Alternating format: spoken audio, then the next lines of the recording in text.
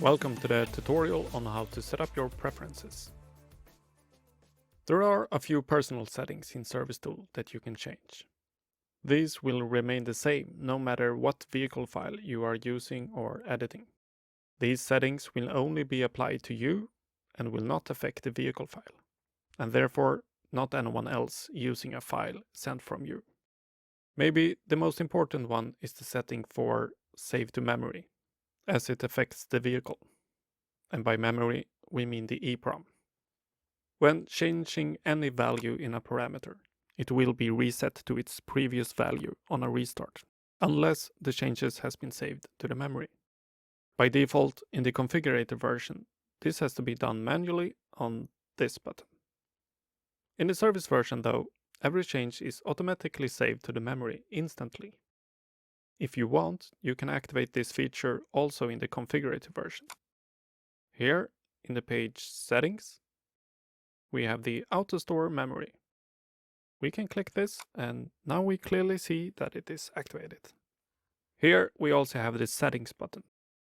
For now, it only has options for when adding a node. Here, you can change where your default EPF folder is located. This is where the node scanner is looking if there's a matching EPF when adding a node. For this to work correctly, you need to have all your EPFs stored in the same folder, but you can still separate them into different subfolders. The scan will go through all folders within this default folder. Node type is what is automatically selected when adding a node. In the node scanner page, you can enable or disable different features. Like if you want to disable the matching EPF search, or to disable the automatic change of bitrate when finding a vehicle on a different bitrate. You can also choose here if you would like to be notified on this or if it should be applied silently. In the parameter list, you can customize which columns should be visible. This will stay the same no matter of which group selected or in what vehicle file. Right-click either on the header or anywhere within the list to check which columns you wish to have visible. If you are using a small screen or feel there is no need for you to read the description, it can easily be hidden here.